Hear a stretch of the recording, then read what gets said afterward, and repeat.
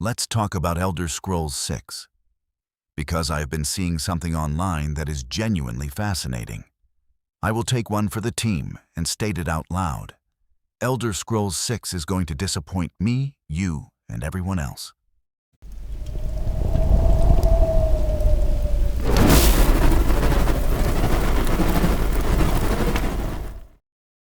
Hey friends, the Axeman here. What do I find so fascinating? People talking about the Elder Scrolls 6 like it's still 2011, like Bethesda is the same Bethesda. A video I made previously touched on that delusion, and they seem to have forgotten the industry hasn't been completely infected by monetization. Today in 2026, we have corporate engagement and design by committee. And I hate to be the one to say it, but Elder Scrolls 6 is going to suck. But hey, it's me, the Axeman, bringing you a healthy dose of a reality check, so we all stay grounded. Elder Scrolls 6 is going to disappoint you. Not because I want it to, not because I'm a hater, not because I just want to complain, but because we have patterns now. And Bethesda has been leaving fingerprints all over the crime scene for the last decade. In this video, I'll lay out my thoughts, and at the end, I will address the elephant in the room, the creation engine. Let's get started. The problem. Elder Scrolls 6 has an impossible job. This isn't just the next game, it's the sequel to Skyrim. And Skyrim isn't just a game, it's a cultural landmark. People just didn't play Skyrim,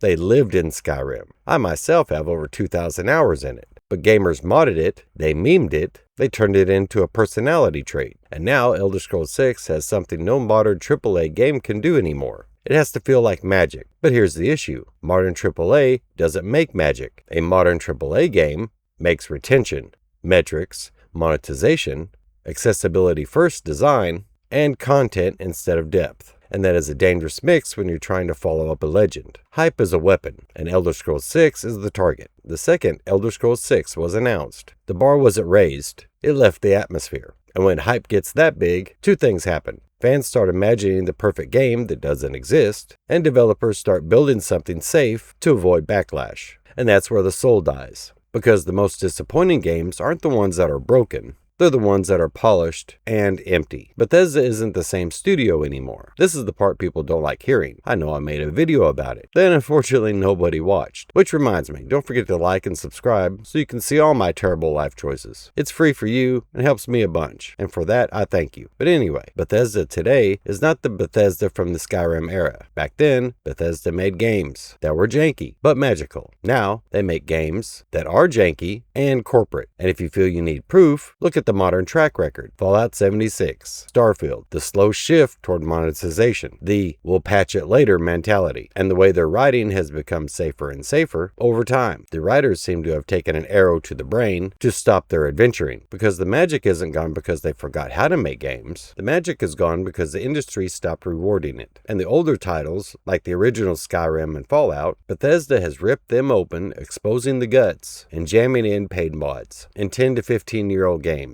Imagine that. These series already had mods, but Bethesda was losing the money train on content made by modders. So now there's an infinite money stream. Fallout 4, they fucked up the game, just adding paid mods, and left it broken what seems like a lifetime. Now Elder Scrolls fans have to deal with Microsoft ownership, the soul tax. Now, yes, Bethesda is under Microsoft, and some people are acting like that's going to save Elder Scrolls 6. But let me translate what Microsoft bought Bethesda for. They didn't buy Bethesda to make art. They bought Bethesda to make subscription value, Game Pass retention, and a steady pipeline of paid mods, which means Elder Scrolls 6 isn't just a game anymore. It's a product. It's a business strategy with swords. And when the priority becomes broad appeal, depth and RGP elements are the first thing to die. Now with Microsoft absolutely shitting on the gaming division, gaming studios, and the Xbox brand, with unattainable revenue goals and soul-sucking price hikes, do you think Bethesda being under Microsoft has a chance in hell of being unaffected? I think not. That's strike one. The biggest threat, safe, generic RPG design. Bethesda has a formula, and to be fair, it worked for a long time. Big open world, freedom, quests everywhere, skills, loot, factions. But here's the problem. Formula hasn't evolved enough. The rest of the RPG genre has moved forward. Other studios have been experimenting with reactive NPCs, deeper dialogue systems, meaningful consequences, better combat, better quest design, and worlds that feel alive without relying on 500 random caves. Bethesda has mostly been polishing the same blueprint, and if Elder Scrolls 6 is just Skyrim again, but bigger, that's not a win. That's a warning. There was a time it would have been okay to release Skyrim 2 if Bethesda would not have wasted so much time on Starfield. It's my opinion that if 2 to 3 years after Skyrim, Bethesda literally released Skyrim 2, slightly bigger map, and a continuation of the Skyrim world, focusing on the Thalmor as the main baddies, it would have sold huge numbers. And yes, it would have received a lot of backlash for not following the Elder Scrolls recipe for different lands, a few hundred years skipped in between lore, but I believe that game would have made money, and begrudgingly, the fans would have come around. Instead, after we got Fallout 4, we got Fallout 76, a monetization hellhole, then Starfield. Super duper mistake, but I digress. That's strike 2, if you're counting. Today's games, bigger map, more emptiness. Now let's talk about scale, because Elder Scrolls fans always want bigger. Bigger world, more quests, more everything. But bigger doesn't automatically mean better. A scale rule, Bethesda already proved with the aforementioned Starfield. Just like all modern AAA, in fact. Bigger usually means more copy-paste, more filler, more generic NPCs, more repetitive quest loops, and more content that feels like it was built by a spreadsheet. Sound familiar? That's Starfield. Love it or hate it. That describes Starfield to a T. And yes, it might look breathtaking at times, but you know what's worse than an ugly game? A beautiful game that has nothing inside of it. Or that's gorgeous from a distance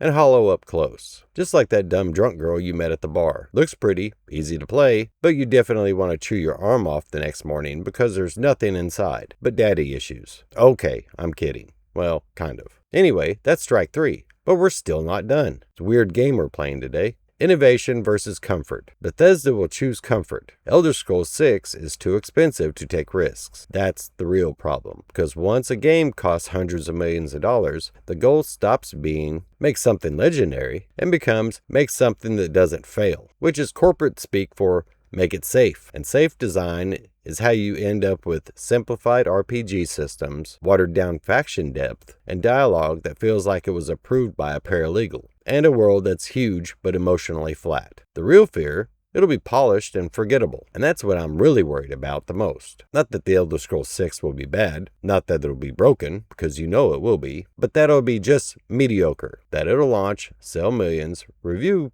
pretty well, then quietly disappear. And we'll have to wait, like in previous entries, for modders to fix Bethesda's fuck-ups. But in the end, we'll have realized Elder Scrolls 6 didn't create anything iconic. It didn't take risks. It didn't have that, what the hell did I just discover, type of energy that the Elder Scrolls is supposed to have. Now I'll discuss the most controversial part of all Bethesda games, the creation engine, or whatever they will call this new iteration. My hot take? The creation engine is just fine. I hear people screaming, the engine is terrible, and you need to use Unreal Engine 5. And I'm sorry, I will side with Bethesda on this one. The creation engine is easier to mod, hands down. Every iteration of every Bethesda game has used the creation engine, so it's familiar to modders, new and old. Skyrim would not have been the game it was with as much longevity that it has amassed if it wasn't for the creation engine. I mean, Skyrim came out in 2011, and it still has a vibrant modding community in 2026. And I'm talking about true modders, who mod for the passion of modding, not speaking of the over-monetized Creation Club content crap. So again, my opinion, Bethesda doesn't need UE5. Prove my point, these are the same things I've been saying for years. Look at Oblivion Remastered. It used an abomination of the mating of the creation engine and UE5, a bastard child due to this unholy union. Oblivion Remastered came out hitting on all cylinders, and it looked good, no doubt. Then players dropped off, and not by a little, no easy way to say this, but the game took a shit. People went back to playing the original Oblivion. And why? Because Unreal Engine 5 is insanely harder to mod when compared to the creation engine, let alone the performance issues. I have said this umpteen million times over the years, and that game proved it. So, Axeman 1, haters 0.